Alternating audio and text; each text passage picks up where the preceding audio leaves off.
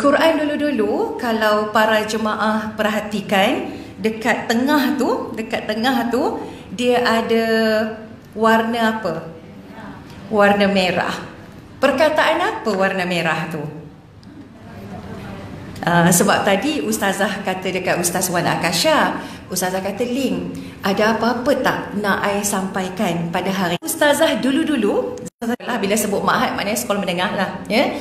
Dekat Ma'had dulu, Ustazah suka masuk pertandingan syarahan, sajak, pidato, ya. Lakonan masuk 2 kali je. Sebab tak apa nak minat berlakon sangat, lebih minat bercakap lagi kan daripada action kan. So bila zaman Ustazah belajar, guru-guru kita, tok-tok guru kita, ustaz-ustaz kita, ustazah-ustazah kita selalu bagi tips. Kalau tak nak gemuruh, kalau tak nak gementar, tak nak rasa takut, dan kita pun tak nak orang yang dengar kita bercakap tu mereka tahu kita takut. Kita seorang aja tahu. Ya, orang lain tak tahu. Especially kalau first time nak cakap depan orang ramai, ya Allah. Kalau mikrofon ni letak kat sini, duduk, dah jadi bunyi drum dah kan, ya. Biar kita je yang tahu, ya, antara kita dengan Allah Subhanahu Wa Taala, dan kita mohon daripada Allah. So ini antara doa yang diberikan oleh guru-guru ustazah dulu, yang doa ni ustazah baca daripada zaman sekolah sampai sekarang. Sampai sekarang ni, sampai tengah bercakap ni pun baca lagi. Wal yatalattaf wala yush'iran nabikum ahada. Wal yatalattaf wala yush'iran nabikum ahada. Ustazah berkata kepada anak ustazah Husna dan menantu ustazah Puan Syakira, katalah tengah mama ceramah kejap lagi, sebab tekak perit-perit kan, katalah tengah mama ceramah kejap lagi, mama batuk ke, ya, kalau mama batuk boleh tak tolong sambung? Maka kata mereka, kalau mama batuk, kita orang pun batuk sama. Okey, ayat ni yang ustazah nak share dalam surah Al-Kahfi, wal yatalattaf wala yush'iran nabikum ahada. Surah Al-Kahfi ayat 19. Kalau dulu-dulu zaman sekolah, sebab ustazah tak nak gemuruh bercakap depan orang ramai, ustazah punya maksud, ustazah sendiri buat maksud tau, bukan ikut maksud Al-Quran. Kita zaman budak-budak dulu kan, wal yatalattaf wala yush'iran nabikum ahada, tok-tok guru besar lepas baca doa ni hembus sendiri ke dada kita. Hembus ke dada, sebab mikrofon tak ada hembus kan. Wal yatalattaf wala yush'iran nabikum ahada, kita hembus sendiri dekat sini, dekat dada kita, dan kita niat supaya kita ni tak gemuruh, tak gementar, tak takut kat siapa pun, melainkan hanya kepada Allah Subhanahu Wa Taala. Rupanya ilmu Allah ni luas. Bila kita belajar, kita memahami Al-Quran, makna dia tu sangat mendalam sampai masuk ke dalam lubuk hati kita. Rupa-rupanya wal yatalattaf wala yush'iran nabikum ahada ni ada kaitan dengan kisah siapa? Ashabul Kahfi.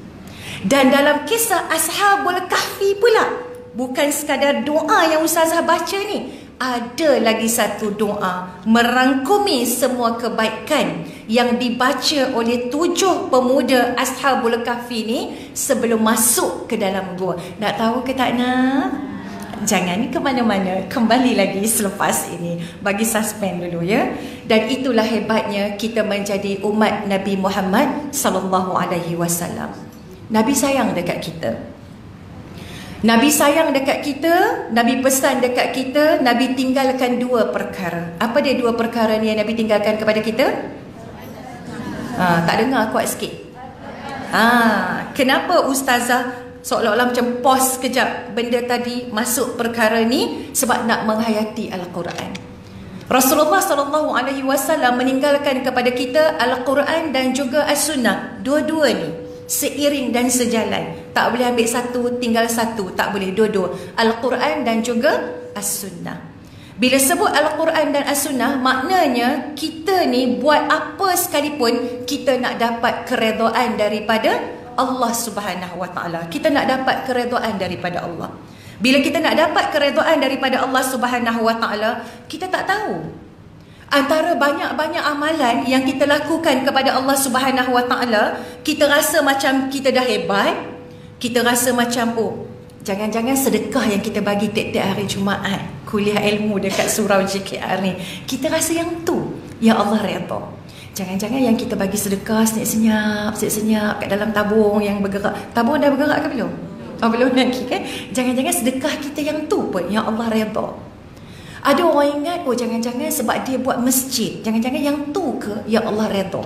Ada orang ingat, jangan-jangan amalan saya sebab saya rajin tahajud di waktu tengah malam. Saya rajin berzikir kepada Allah. Kita hanya buat andaian kita sendiri kan? Sedangkan kita tidak tahu di manakah amalan kita yang banyak-banyak tu yang Allah redha.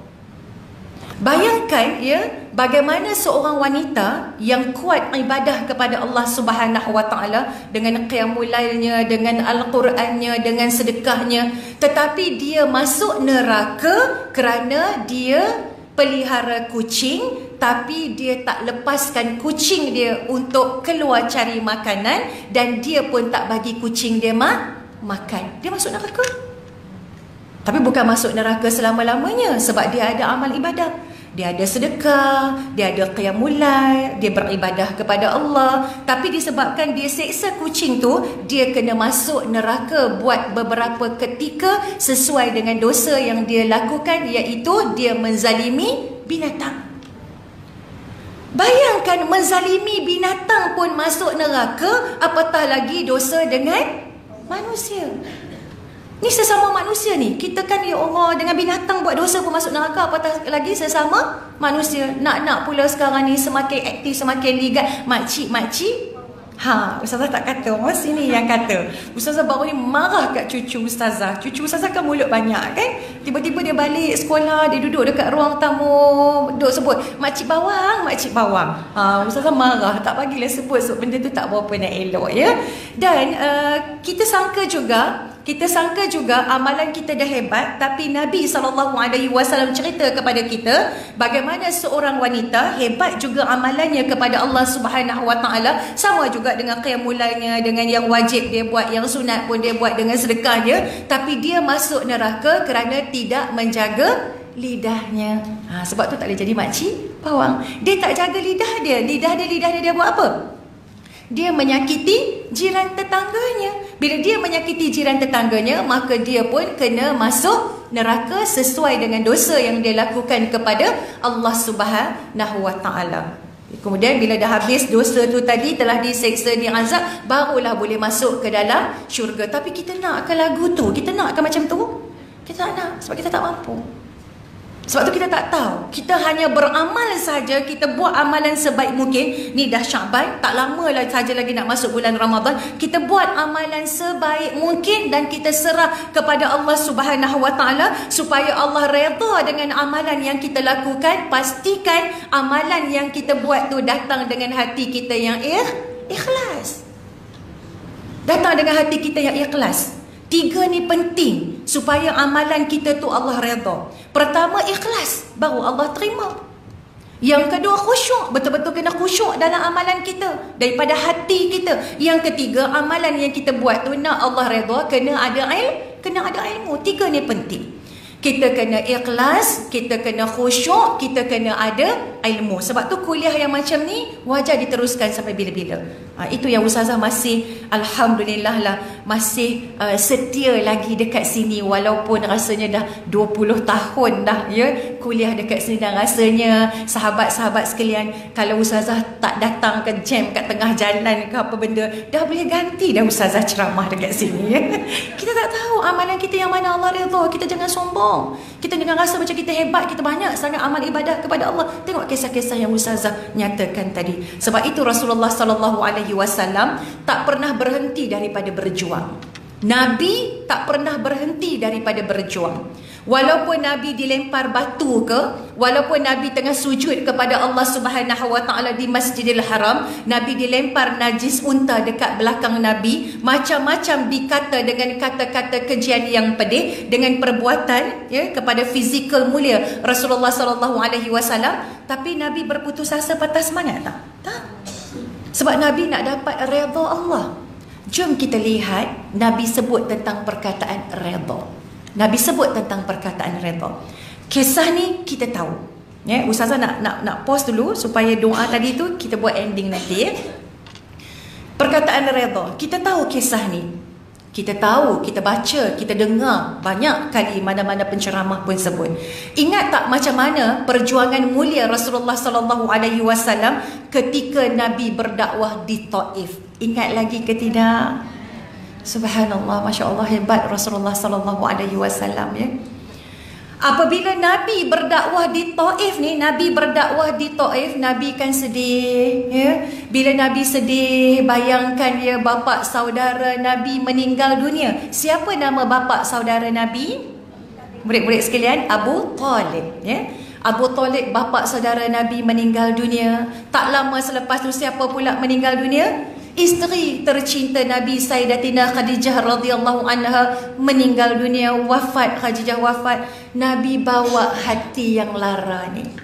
Nabi bawa hati yang sedih. Ni semua ni berlaku sebelum peristiwa Isra' dan Mi'raj. Nabi bawa hati yang sedih ni, nak ubat luka di hati. Nabi sedih. Tapi Nabi nak rawat hati Nabi. Nabi buat apa? Nabi berdakwah kepada penduduk Taif. Bila Nabi berdakwah kepada penduduk Taif ni, mereka terima ke mereka tak terima? Mereka tak terima. Dahlah mereka tak terima dakwah mulia Rasulullah sallallahu alaihi wasallam ni, mereka memerintahkan anak-anak muda berdiri berbaris di kanan jalan dan di kiri jalan, dan di tangan mereka tu ada apa? Ada batu. Anak-anak muda dekat Taif ni, dahlah mereka tak nak terima dakwah daripada Rasulullah sallallahu alaihi wasallam. Mereka suruh anak-anak muda ni duduk belah kanan jalan, duduk belah kiri jalan, pegang batu. Bila Nabi lalu sahaja, mereka buat apa? Astaghfirullahalazim. Nabi nak ajak buat baik. Nabi nak ajak buat baik. Tapi apa yang berlaku? Anak-anak muda ini tadi melontar Nabi dengan batu. Tak ada orang tolong Nabi ke? Ada. Nabi bersama dengan Zaid. Zaid buat apa? Setiap kali cubaan melontar batu ke tubuh mulia Rasulullah sallallahu alaihi wasallam, Zaid akan halang. Orang nak baling batu, Zaid halang. Tapi bila Zaid halang, apa yang berlaku? Zaid juga luka dan cedera, dan lebih teruk lagi daripada luka yang dialami oleh Rasulullah sallallahu alaihi wasallam. Tengok hebat kan? Kalau kita, orang nak baling batu dekat kita, kita ada kawan baik kita berdua, kita lari ke kita cover kawan kita? Manalah kita nak cover, tak rela ya.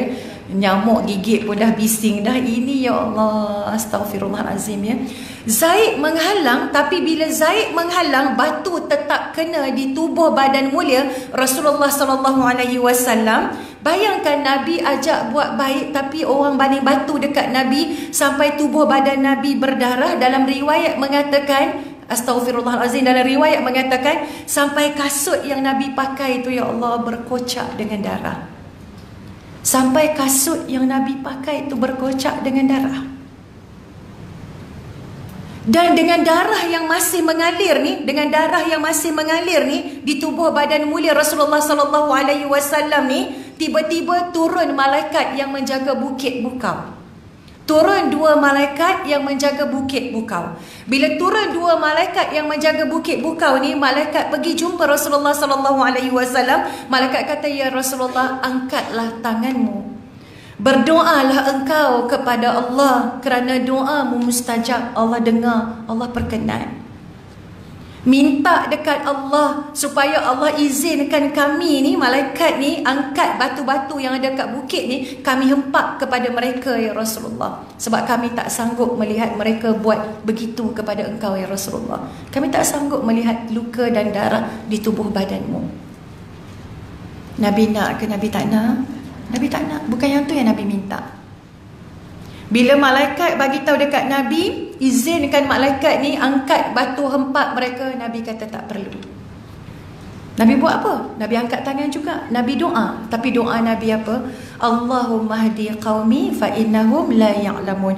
Ya Allah, berilah hidayah, berilah petunjuk kepada kaumku ya Allah, kerana mereka ni tak faham. Mereka tak faham ya Allah. Mereka jahil ya Allah. Mereka tak faham ya Allah. Sebab tu mereka buat macam tu. Dan dengan darah yang masih mengalir di tubuh badan Rasulullah sallallahu alaihi wasallam ini, yang Ustazah nak sebut perkataan redha ni, Nabi sandar dekat pokok. Nabi sandar dekat pokok ni, darah masih ada ni. Darah masih ada ni. Zaid pun luka berdarah, Nabi pun luka dan berdarah. Dengan darah yang masih ada kat tubuh badan Nabi sampai berkocak kasut Nabi dengan darah ni tadi, ialah kena baling banyak batu ya. Takkan tak luka, takkan tak berdarah. Nabi sandar dekat pokok. Nabi mengadu dengan Allah. Ilahi, ya Allah, ya Tuhanku, kemana lagi Engkau nak hantar aku, ya Allah? Mana lagi Engkau nak hantar aku selepas ni? Ketika aku berada di Taif ini, orang baling batu kepada aku dan mereka tak nak terima dakwahku. Maksudnya Nabi kena keluar daripada Taif. Kemana lagi Engkau nak hantar aku, ya Allah? Adakah ke kawasan ataupun tempat yang lebih dekat daripada ini dan aku akan disakiti lagi? Ataupun Engkau akan hantar aku ke tempat yang jauh daripada sini dan aku perlu menempuh perjalanan yang jauh dan aku disakiti lagi? Kemana lagi, ya Allah? Nabi mengadu dengan Allah, mana lagi Allah nak hantar ni? Mana lagi Allah nak hantar ke tempat yang dekat daripada sini ke ataupun jauh daripada sini? Maksud Rasulullah SAW ialah hantarlah ke mana sahaja, sama ada dekat ataupun jauh. Nabi SAW mengungkapkan perkataan ini, ana radin. Ana radin. Apa maksudnya? Saya redha. Kalau kita hayati perjuangan Nabi, sudah pasti air mata kita akan menitis. Nabi kena macam-macam. Kemana lagi Engkau nak hantar aku, ya Allah? Ke tempat yang dekat ke tempat yang jauh ke? Aku akan disakiti lagi, ya Allah. Hantarlah ke mana sahaja. Ana radin. Aku redha, ya Allah, asalkan Engkau tidak murka kepada aku. Ana radin. Aku redha, ya Allah, asalkan Engkau tidak murka kepada aku. Berkat perjuangan Rasulullah SAW, berkat doa Nabi tu, Nabi kata, Nabi tak nak malaikat angkat batu-batu tadi tu dekat bukit hempak mereka yang buat dekat Nabi. Nabi kata, aku nak dan aku mendoakan agar setiap orang daripada penduduk Taif ini nanti, zuriat keturunan mereka, tak kiralah tua, muda, besar, kecil, anak ke, anak muda ke, anak kecil ke, semuanya beriman kepada Allah Subhanahu wa ta'ala. Semua beriman ke tidak? Subhanallah, semua beriman. Malah ada package pula kalau kita teringin nak pergi dekat Taif, sebab daripada banyak-banyak tempat tu, Taif tu macam sejuk sikit. Pernah pergi Taif ke tidak? Bila kita pergi tu jangan kita fikir nak sejuk saja. Kita fikir, ya Allah, ya, di situlah perjuangan mulia Rasulullah SAW. Sebab tu Nabi sayang kat kita. Perjuangan Nabi ni jangan dipersia-siakan. Ya, Islam ini perlu diangkat setinggi-tingginya dan diamalkan dalam kehidupan kita. Bayangkan pernah suatu ketika nak bagi tahu kata Nabi sayang dekat kita, Nabi tinggalkan Al-Quran dan As-Sunnah. Nanti kita cerita tentang ayat yang Ustazah janji tadi. Bayangkan sayang tak sayangnya Rasulullah SAW kepada kita. Pernah pada satu ketika Nabi berada bersama dengan para sahabat, tiba-tiba Nabi luahkan rasa rindu Nabi. Rasa-rasanya Nabi rindu dekat siapa? Wahai sahabatku, aku rindu kepada saudaraku. Wahai sahabatku, aku rindu kepada saudaraku, kepada ikhwanku. Aku rindu kepada saudaraku. Sahabat terkejut. Kenapa tiba-tiba tengah duduk dengan para sahabat, Nabi kata aku rindu kepada saudara-saudaraku? Maka sahabat berkata, ya Rasulullah, kami adalah saudara-saudaramu. Kan sentiasa bersama dengan Nabi, seiring sejalan dalam dakwah, dalam jihad, dalam perjuangan Rasulullah SAW. Nabi kata, aku rindu saudara-saudaraku. Kamilah saudara-saudaramu, ya Rasulullah. Adakah saudara-saudara yang Nabi maksudkan itu adalah sahabat-sahabat Nabi? Nabi kata, bal antum ashabi. Kamu semua adalah sahabatku. Kamu semua sahabat aku. Yang aku maksudkan ikhwan, yang aku maksudkan aku rindu kepada saudara-saudaraku ialah, yang aku maksudkan saudara-saudaraku ialah mereka yang tidak pernah melihat aku.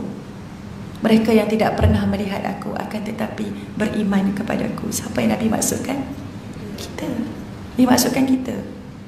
Mereka yang tidak pernah melihat aku, tak pernah tengok pun aku, sedangkan kamu semua pernah melihat aku dan sentiasa melihat aku bersama denganku. Tapi yang aku rindukan, saudaraku, ini adalah mereka yang tidak pernah tatap aku, tak pernah jumpa aku, tak pernah nampak aku, tak pernah bersama dengan aku, tetapi mereka beriman kepadaku. Dan itu adalah kita. Nabi rindu dekat kita. Bagaimana dengan kerinduan kita kepada Rasulullah sallallahu alaihi wasallam? Kalau benar kita rindu kepada Nabi, kita kena ikut akhlak Nabi. Kalau benar kita rindu kepada Nabi, mana Al-Quran kita? Mana Al-Quran kita? Adakah Al-Quran ini kita buka hanya bulan-bulan tertentu saja, Rejab, Syaban, Ramadan, ataupun lebih sedih lagi kita buka hanya pada bulan Ramadan, ataupun lebih sedih lagi anak-anak kita khatam Al-Quran. Anak kita khatam Al-Quran, kita buat kenduri, kan? Kita buat kenduri, kita buat majlis khatam Al-Quran. Tapi sekali tu je lah anak kita khatam Al-Quran. Lepas tu anak kita tak buka ada Al-Quran, tak baca ada Al-Quran. Sebab tu kalau benar kita sayang kepada Rasulullah sallallahu alaihi wasallam, perasaan rindu tu kena ada, sebab Nabi selalu rindu dekat kita. Perasaan rindu untuk bertemu dengan Nabi sallallahu alaihi wasallam di dalam syurga. Sebab tu di lidah kita, di mulut kita, kalau benar kita rindu kepada Rasulullah sallallahu alaihi wasallam, kena banyak berselawat ke atas Nabi sallallahu alaihi wasallam. Allahumma salli ala sayyidina Muhammad wa ala ali sayyidina Muhammad. Kembali kepada Al-Quran yang Nabi tinggalkan kepada kita. Nabi tak tinggalkan rumah besar, Nabi tak tinggalkan wang besar, Nabi tak tinggalkan takhta yang besar, tapi Nabi tinggalkan Al-Quran dan juga As-Sunnah. Dan bila kita buka Al-Quran, kita tengok perkataan tengah-tengah tadi tu, wal yatalattaf wala yush'iran nabikum ahada. Kita baca ayat ni, sebenarnya bila kita sebut wal yatalattaf wala yush'iran nabikum ahada, ini adalah surah Al-Kahfi ayat 19, ya. Tapi sebelum surah Al-Kahfi ayat 19 kita nak baca wal yatalattaf wala yush'iran nabikum ahada, dia ada ayat sebelumnya. Berapa lama Ashabul Kahfi tidur dalam gua? 309 tahun. Alhamdulillah, ya. Ustazah baca maksud ayat ni. Surah Al-Kahfi ayat 19. Dan demikianlah kami bangkitkan mereka dari tidurnya, supaya mereka bertanya-tanya sesama sendiri. Salah seorang di antaranya bertanya, berapa lama kami tidur? Sebahagian daripada mereka menjawab, kita telah tidur selama sehari ataupun sebahagian dari sehari. Sebahagian lagi daripada mereka berkata, Tuhan kamu, yakni Tuhan kami, lebih mengetahui tentang lamanya kita tidur. Sekarang utuslah salah seorang daripada kamu membawa wang perak ini ke bandar, kemudian biarlah dia mencari dan memilih mana-mana jenis makanan yang lebih baik lagi halal. Kemudian hendaklah ia membawa untuk kamu sedikit habuan daripadanya. Wal yatalattaf wala yush'iran nabikum ahada, dan hendaklah ia berlemah lembut dengan bersungguh-sungguh, dan janganlah dia melakukan sesuatu yang menyebabkan sesiapa pun menyedari akan hal kamu. Itu maksud yang sebenarnya. Saya ulang, wal yatalattaf wala yush'iran nabikum ahada, dan hendaklah ia, orang yang bawa duit tu tadi, wang perak tadi tu, nak beli makanan sebab dah bangun tidur lapar. Ingat tidur semalam, ada yang kata semalam, ada yang kata setengah malam saja. Hanya Allah saja yang tahu. Tengok, tidur 309 tahun. Kita, ya Allah, kalau pengsan, ya Allah, tidur sehari semalam tak bangun, esok kalau bangun tu jadi macam mana? Sakit badan, kan? Dengan sakit badan, dengan kepala pening nak biol tak biol dan sebagainya, dengan blur tak blur dan sebagainya. Mereka bangun tidur, mereka tak rasa apa-apa, rasa macam tidur semalam, rasa macam tidur tengah malam. Jadi wakilkan kepada seorang itu untuk pergi beli makanan sebab masing-masing dah lapar. So ayat ni dipesan kepada orang yang bawa wang perak tu, wal yatalattaf wala yush'iran nabikum ahada, hendaklah ia berlemah lembut dengan bersungguh-sungguh, dan janganlah dia melakukan sesuatu yang menyebabkan sesiapa pun menyedari akan hal kamu. Maksudnya ialah bawa duit perak ni, pergi beli makanan, tengok ya, sempat lagi pesan beli makanan yang baik. Yang baik tu bukan maksudnya yang berkhasiat macam kita duk pilih. Oh, ayam segar, ikan segar, daging segar, kan? Bukan yang tu. Dipesan ialah halalan tayyibah. Sebab mereka kan pemuda yang jaga iman, jaga akidah. Beli makanan yang baik, dan hendaklah engkau, disebut dalam ayat ni, dan hendaklah engkau ni berlemah lembut. Maksudnya jangan nak kata macam mana ya, jangan bagi orang sedar tentang kita. Maksudnya jangan bagi orang sedar yang kita ni ada. Jangan duk buat perangai lah, jangan duk kasar-kasar dengan orang ke, bergaduh dengan orang ke. Jangan bagi tahu kat orang tentang kita. So bila Ustazah telusuri kisah ini, baru Ustazah tahu yang doa yang Ustazah baca tu, wal yatalattaf wala yush'iruna bikum ahada. Oh, kita baca sesenyap, kita tiup, jangan bagi orang tahu. Jangan bagi orang tahu, ya Allah, kata kita ni, ya Allah, hanya Allah aja yang tahu, ya Allah, gemuruh gementar semua aja. Macam Ustazah mula-mula masuk TV dululah. Ya Allah, ketang, tak tahu nak cerita. Wal yatalattaf, baca seorang-seorang ni baca ni. Orang lain tak tahu, kata kita ni gemuruh gementar apa semua, yang tahu hanya kita dengan Allah. Hebat tak ayat Allah? Hebat ayat Allah. Jangan cerita dekat orang. Dan bila kita sebut tentang ayat ni, rupa-rupanya kalau zaman dulu warna merah kan, warna merah ya. Kita tak nak cerita tentang warna merah ni ya. Kita nak cerita tentang ada mesej yang sangat penting daripada perkataan wal yatalattaf. Ya, ini mengikut ulama tafsir ya, mengikut ulama tafsir mengatakan kalau kita buka Al-Quran,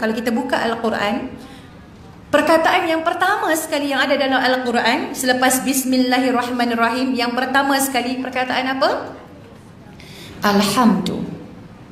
Alhamdu maksudnya pujian. Untuk siapa? Alhamdulillah, pujian untuk Allah. Alhamdu.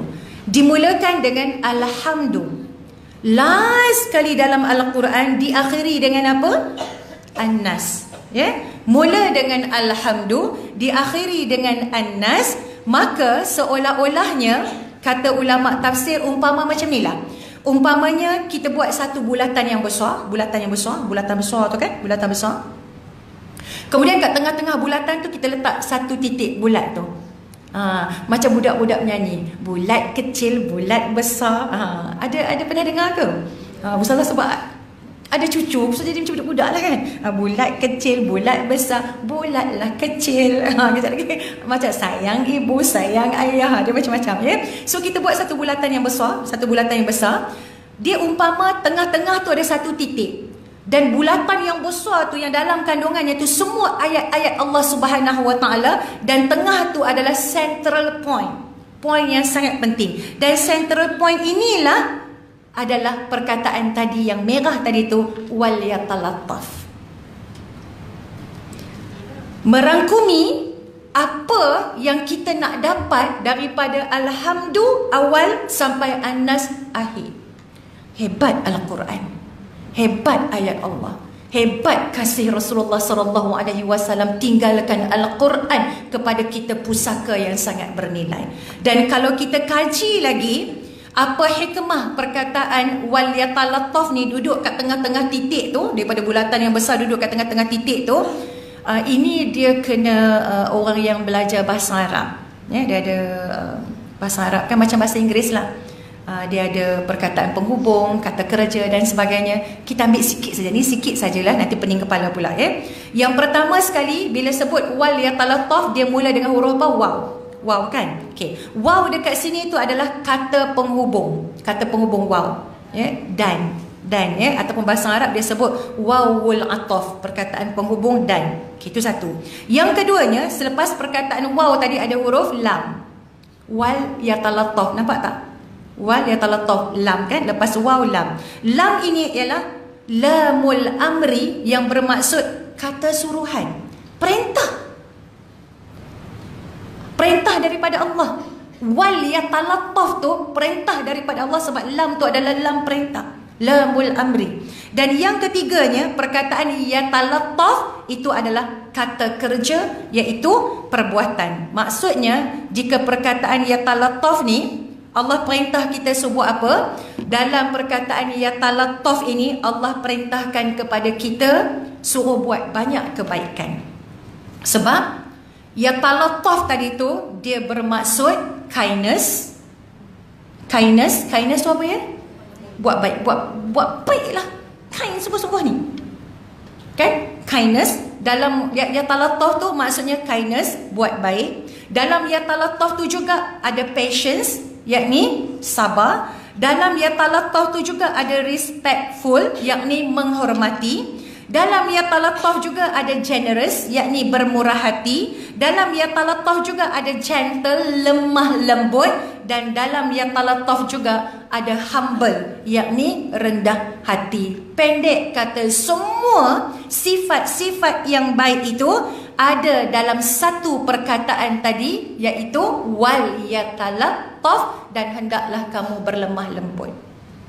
Dan berlemah lembut di sini maksudnya baik, hormat menghormati. Jadi ini adalah perintah daripada Allah Subhanahu Wa Taala supaya kita kena sentiasa hormat menghormati, sentiasa melakukan kebaikan sesama manusia, jaga perkataan kita dan jaga amal perbuatan kita. Jadi hebat tak hebatnya perkataan wal yatalattaf. Sebab itu bila kita tengok balik surah Al-Kahfi ayat 19, kita teringat balik macam mana kisah 7 pemuda yang kita sebut sebagai Ashabul Kahfi. Siapa ingat cerita ni boleh cerita? Ustazah, saya nak cerita. Ustazah minum air dulu. Ada siapa-siapa nak cerita ke?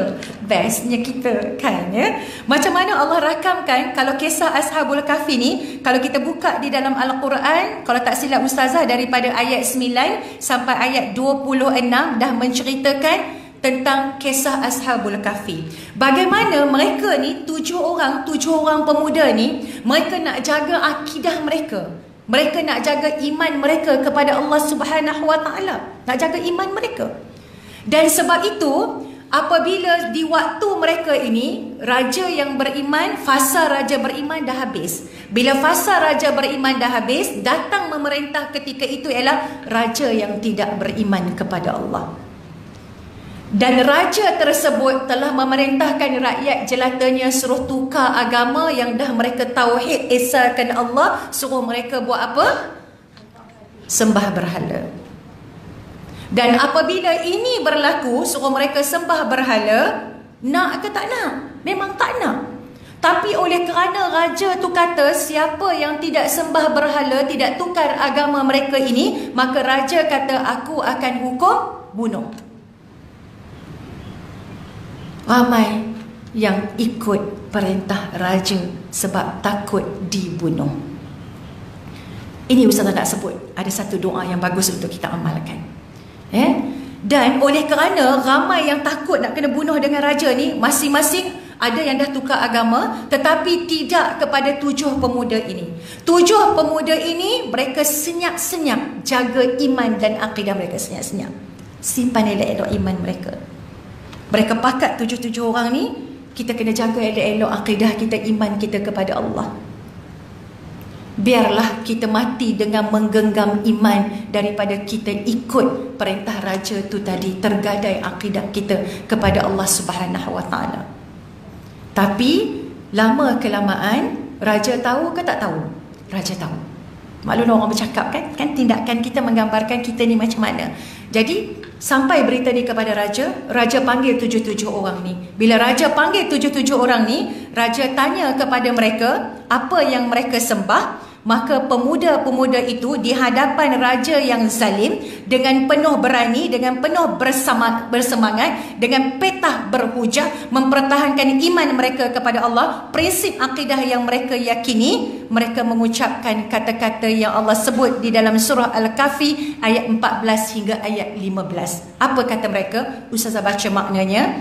Dan kami telah meneguhkan hati mereka, yakni Allah. Allah jaga hati mereka. Sebab mereka jaga Allah. Kalau Allah janji kalau kita jaga Allah, Allah jaga kita. Kita tolong Allah, tegakkan agama Allah, Allah akan tolong kita. Dan kami, yakni Allah, telah meneguhkan hati mereka sewaktu mereka berdiri di hadapan raja. Lalu mereka berkata, membentangkan dan menegaskan tauhid mereka kepada Allah Subhanahu Wa Taala. Mereka kata apa di depan raja yang zalim tu?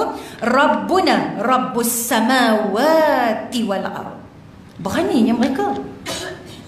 Rabbuna Rabbus samawati wal ard, Tuhan kami adalah Tuhan yang mencipta dan mentadbirkan langit dan bumi. Hebat ke tak hebat? Subhanallah. Kita nak didik anak kita, ibu-ibu sekalian, anak yang akidahnya mantap macam ni. Tapi hari ni mak bapak didik anak, Allah, nangis aja bagi gadget. Nangis aja bagi gadget. Yang didik anak tu apa dia? Gadget lah. Apa dia ada dalam gadget tu? Allah, macam-macam. Apa dia ada dalam gadget tu? Macam-macam ada. Sebab dunia di hujung jari. Sebab tu ustazah kat rumah memang garang jugalah bab gadget ni. Kalau bab lain tak apa lagi, tapi kalau bab gadget memang ustazah garang. Tapi dia kena ada psikologi lah. Cucu ustazah tengah nak tengok YouTube kartun-kartun tu kan, Upin Ipin lah, Omar Hana lah, apa semua. Sebab mak mereka ada masa, ada waktu dia. Waktu ni saja boleh 20 minit dan sebagainya, sebab kita tak boleh sepanjang masa. Tapi ustazah ni tak apa nak berkenan.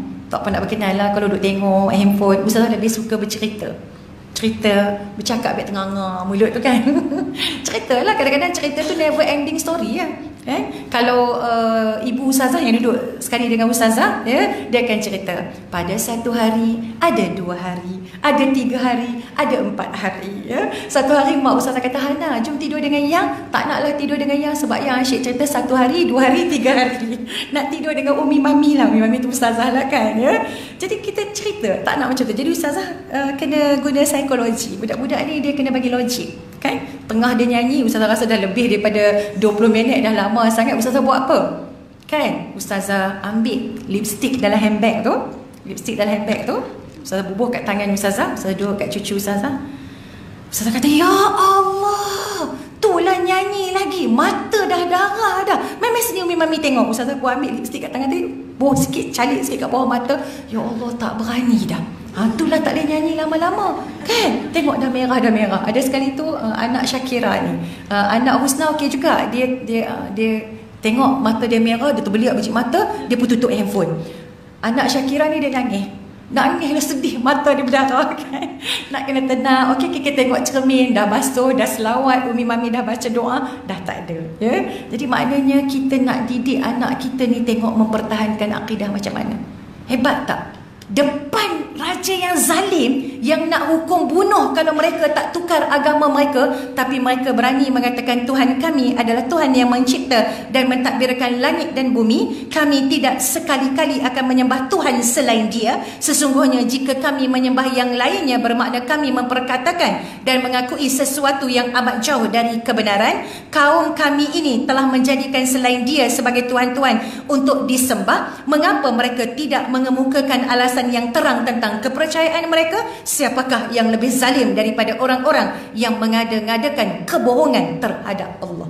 Berani cakap macam tu kat raja. Dahlah cakap tentang akidah mereka, lepas tu mereka marah pula orang yang dah tukar agama. Dan ketika itu raja ni, dia tak boleh nak patahkan hujah ke-7 Ashabul Kahfi. Ni belum masuk gua lagi kan. Ke-7 pemuda ni, raja tak boleh nak kata apa. Raja tak mampu nak balas hujah mereka yang sangat padat dan bernas itu. Raja hanya mengeluarkan titah perintah ataupun arahan. Raja bagi masa 2 hari.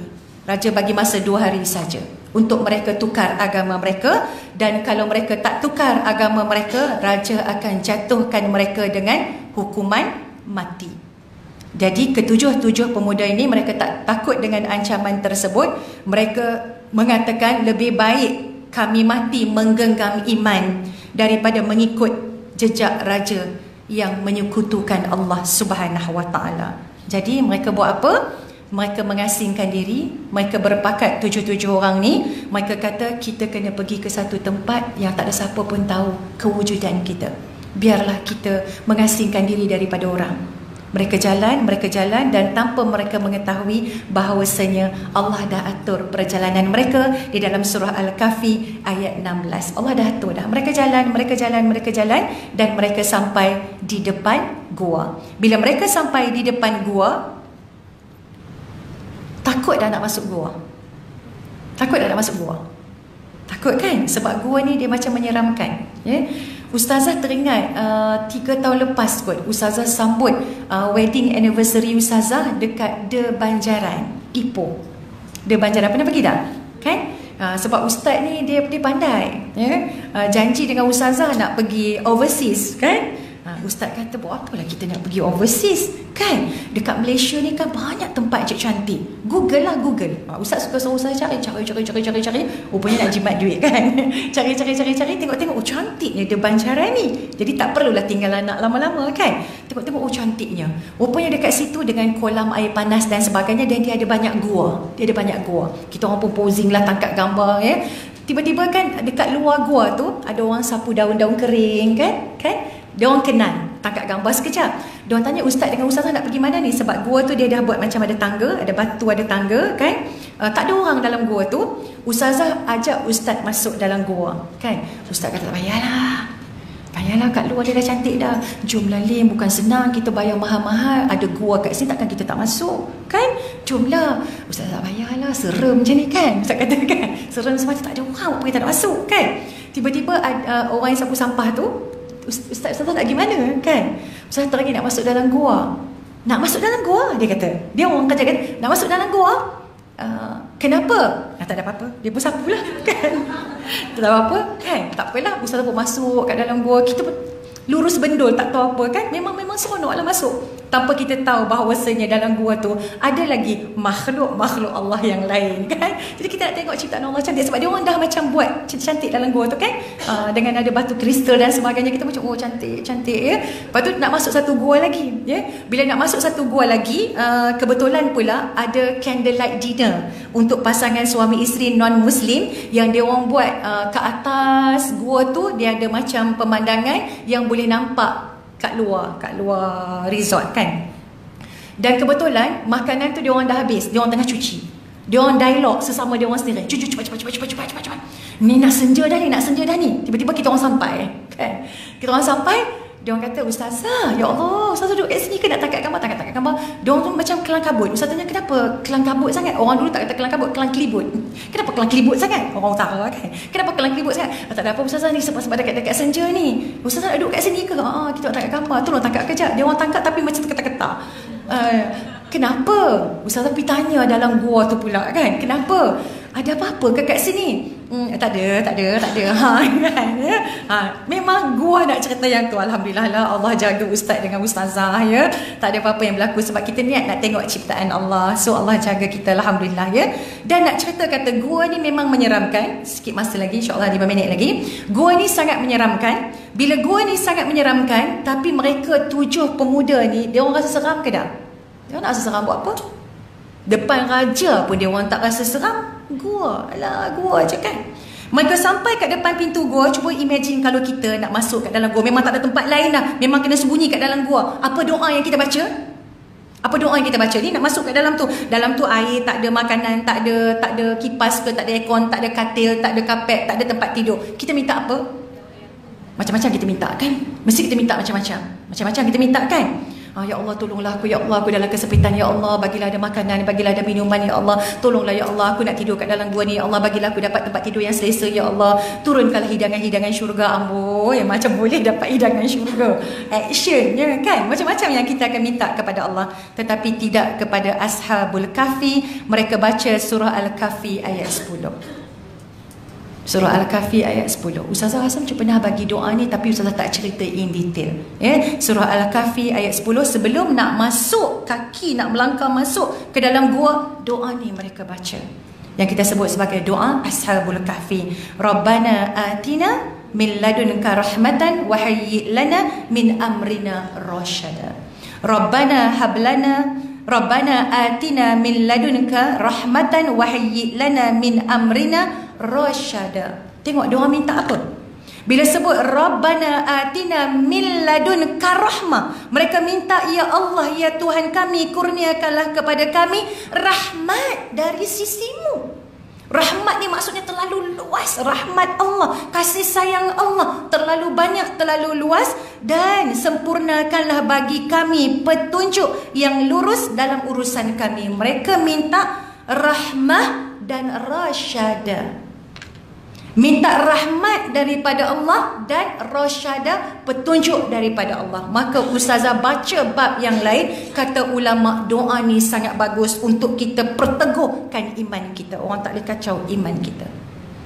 Doa ni untuk kita jaga iman kita, untuk kita jaga diri kita, dan doa ni untuk semua kebaikan. Mintalah kepada Allah sambil sebut apa kebaikan yang kita nak. Dan doa ini untuk keselamatan kita. Kita minta Allah jaga kita dunia sampailah kita bertemu dengan Allah Subhanahu Wa Taala dalam rahmat, dalam rasyada, dalam rahmat, dalam petunjuk daripada Allah Subhanahu Wa Taala. Hebat kata hebat Ashabul Kahfi. Baca doa ni sebelum masuk ke dalam gua dengan rahmat Allah, ya, dengan rahmat Allah. Kan minta rahmat tadi, rahmat, minta rahmat. Mereka masuk dalam gua tak payah fikir nak makan apa, tak payah fikir nak minum apa, tak payah fikir nak tidur tang mana. Elok-elok masuk ke dalam gua, mereka pun ditidurkan oleh Allah. Subhanallah. Itu kalau keyakinan kita tinggi kepada Allah, kita minta Allah bagi. Mereka ditidurkan oleh Allah Subhanahu Wa Taala selama 309 tahun. Apa berlaku dekat raja tadi? Ni dah tidur. Dah tidur, okey, tak ada masalah dah kan. Raja tadi marah ke tak marah? Cari 7 orang pemuda ni tak jumpa. Dia kerahkan semua, ya, semua pegawai-pegawai istana pergi cari. Setiap pelusuk pergi cari, tak jumpa. Dia kata pergi lagi cari dekat semua gua. Mereka pun keluar pergi cari. Bila mereka keluar cari, 7 Ashabul Kahfi ni yang teman mereka siapa? Ataupun apa? Anjing. Ya? Dan bila mereka cari-cari, macam saya cerita tadi, gua, mereka rasa seram. Tengok gua, mereka rasa takut. Tengok-tengok gua, rasa takut nak masuk dekat. Sedangkan Ashabul Kahfi tengah tidur kat dalam tu. Ya, Ashabul Kahfi tengah tidur kat dalam tu. Jadi bila kumpulan manusia ni sampai kat depan pintu gua, mereka jadi seram, jadi takut. Sebab apa takut? Sebab apa seram? Sebab anjing tadi tu, dia pergi keluarkan dia punya tu, tangan dia tu, kan? Tangan dia terkedam kat situ.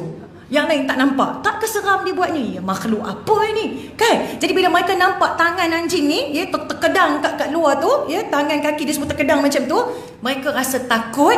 Mereka balik bagi tahu kepada raja, jangan risau wahai raja, semua pintu gua kami dah tutup. Sedangkan mereka tak tutup pun mereka takut, lari letak pukang balik, ya. Semua pintu gua kami dah tutup. Sekiranya mereka ada di dalam mana-mana gua, maka mereka akan mati kelaparan. Tapi mereka lupa Allah jaga Ashabul Kahfi. Ustazah ringkaskan dalam ayat-ayat yang seterusnya, badan kita tak boleh kalau tak kena cahaya matahari, betul? Dan kalau kita tidur, kita tak boleh satu posisi saja. Sebab tu kalau kita tidur, ya Allah, kejap pusing sana, kejap, sampai suami pun marah, udah dia diam sikit. Cucu kita pun tidur tak diam dan sebagainya, ya. Kejap kaki kena muka, macam-macam pengalaman kita ada, kan? Badan kita kena bolak-balik. So siapa yang membolak-balikkan badan Ashabul Kahfi? Allah. Siapa yang bagi matahari kena mereka sedangkan mereka duduk dalam gua? Allah. Bila matahari nak terbit, cahaya matahari Allah condongkan ke kanan gua, dapat cahaya matahari.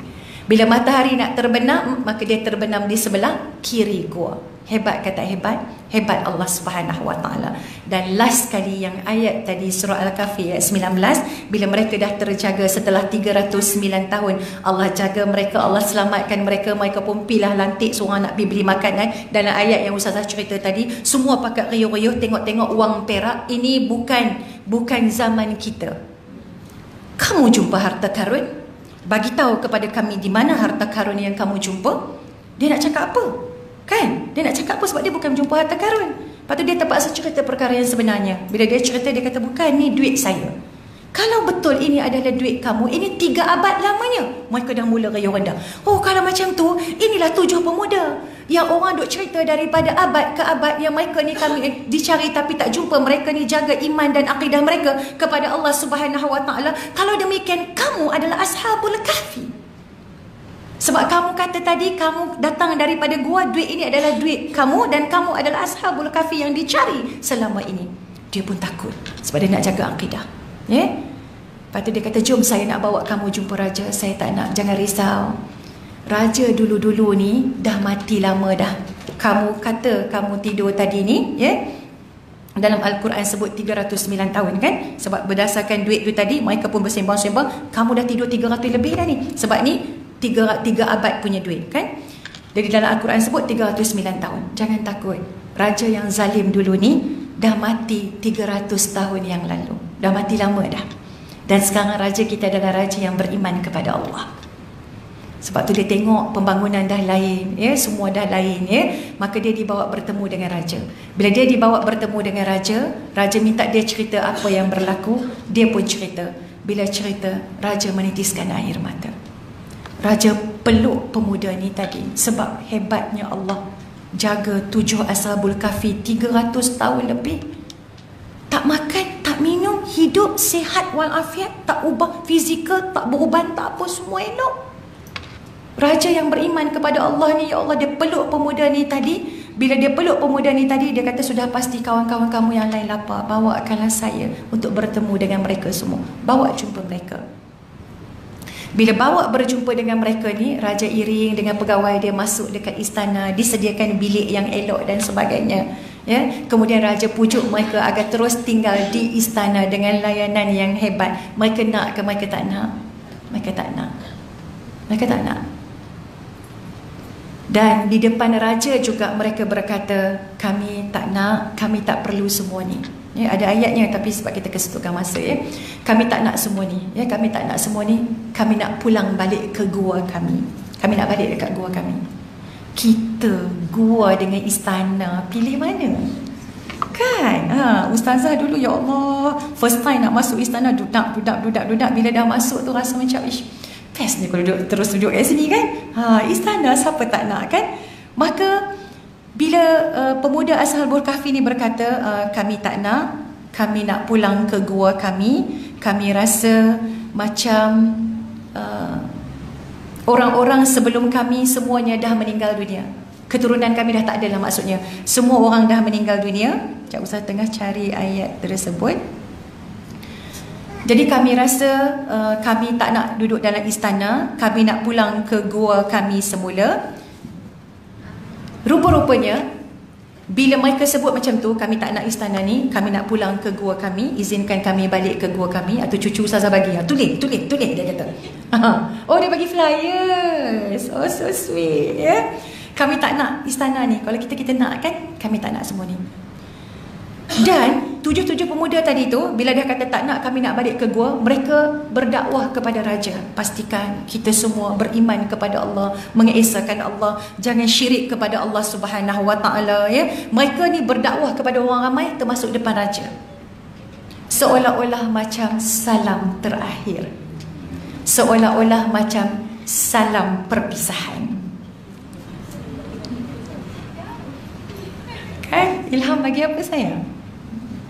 Ada pergi tengok orang lain, cantik ke? Makcik tu cantiknya, ya. Seolah-olah salam perpisahan. Dan bila 7 pemuda ni dah ucap macam tu, kita dapat rasa macam mereka takkan hidup lama, betul tak? Ya, tempat kami bukan kat sini, tempat kami kat gua, ya. Semua saudara mara kami, adik-beradik kami, keturunan kami dah tak ada sebab dah 3 abad lamanya. Dan sebelum tu, hebatnya Allah Subhanahu wa taala, dulu Allah tidurkan Ashabul Kahfi ni sebab Allah nak jaga iman mereka, akidah mereka. Dan Allah bangkitkan Ashabul Kahfi ni setelah 309 tahun. Siapa boleh teka kenapa?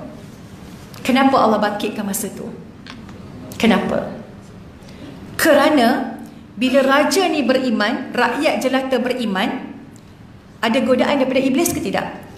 Ada beberapa kelompok manusia yang bila raja kata kita wajib beriman dengan hari kiamat, kita ada hari pembalasan semula, bila kita mati kita akan dihidupkan semula untuk diadili di depan Allah, dihisab di depan Allah. So hasutan datang daripada syaitan.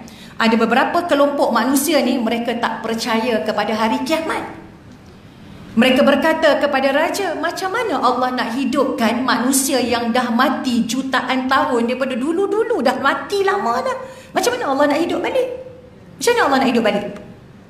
Keyakinan mereka terhadap hari kiamat itu mula rasa tergugat, tapi sekelompok saja. Maka bila Allah bangkitkan Ashabul Kahfi, di depan mereka sendiri, mereka bercerita mereka tidur dekat gua dengan wang perak tu tadi, rupanya 309 tahun. Maka mereka yang was-was tadi itu beriman ke tidak? Beriman dengan keyakinan yang kuat kepada Allah. Kalau Allah boleh tidurkan mereka 309 tahun dan Allah bangkitkan mereka kembali, maknanya kita mati, Allah akan bangkitkan kita, dan memang hari kiamat itu wujud. Ya Allah, hebat kan? Itu yang Ustazah kata, ya Allah, bila kita baca, ada lagi ilmu Allah. Bila kita baca, ada lagi ilmu Allah. Dan akhirnya mereka minta balik ke gua.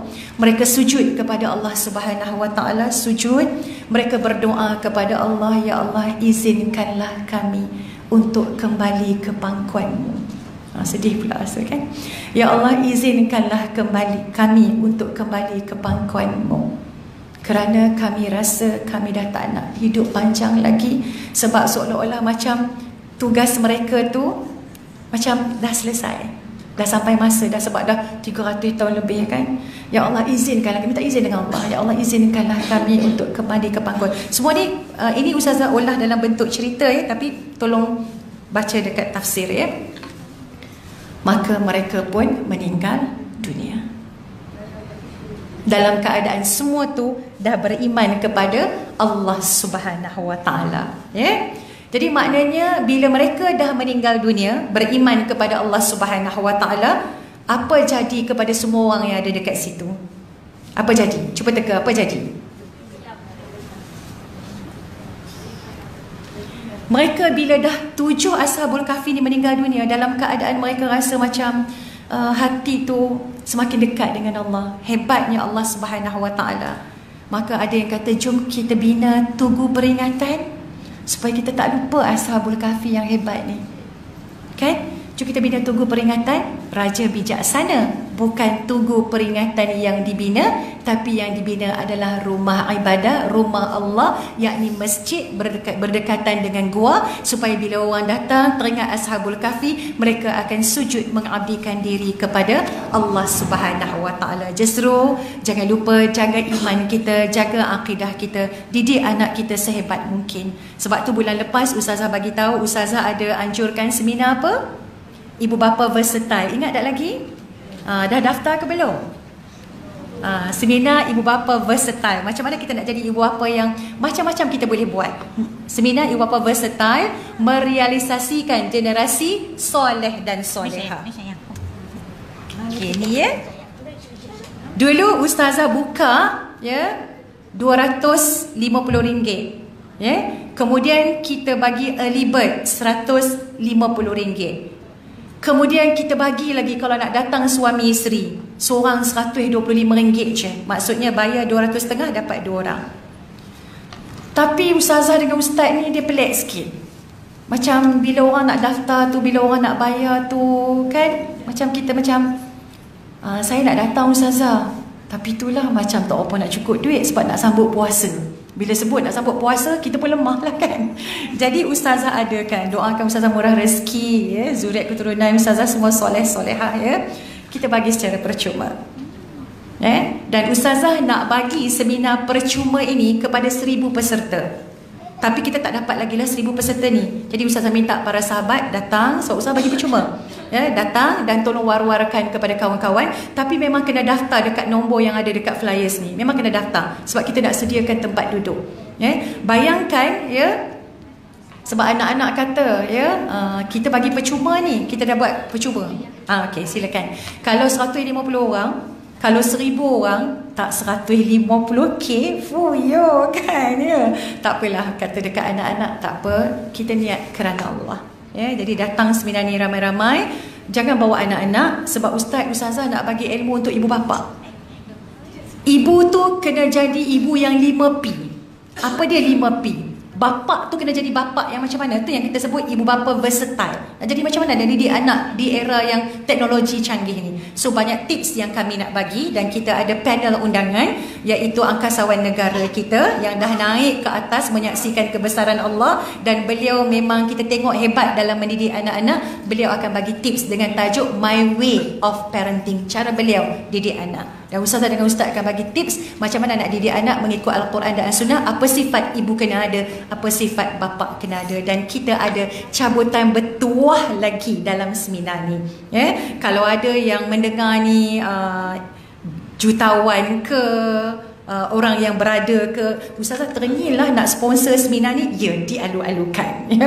Sebab kita bersyukur kepada Allah bila Ustazah jumpa Ustazah dengan Ustaz pergi ke masjid wilayah sebab kita sewa dewan kat situ Ya, dewan besar, cantik sangat dewan tu kan. Jumpa imam besar, bagi tahu kata kita nak buat seminar percuma. Tuan Imam kata, saya faham kedatangan ustaz dan ustazah. Nak minta sponsor dewan. Allah, sebab kita buat free kan. Jadi kita nak galak lah orang beramal lagi. Alhamdulillah ya.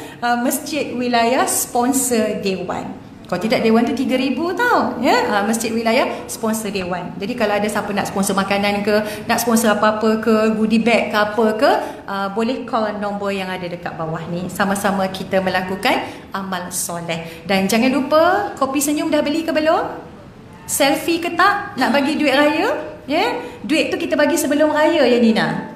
Sebelum raya kan, hanya 3 orang je yang kami bagi seorang RM500, totalnya RM1,500. Bulan puasa dah dekat, pastikan kopi senyum dah ready, sebab insyaAllah dalam tu ada kurma, ada madu yang boleh bagi ketahanan dekat kita, especially orang yang ada masalah gastrik dan sebagainya. Jadi Ustazah mengharapkan sama-sama kita ingat wal yatalattaf wala yush'iranna bikum ahada, Rabbana atina min ladunka rahmatan.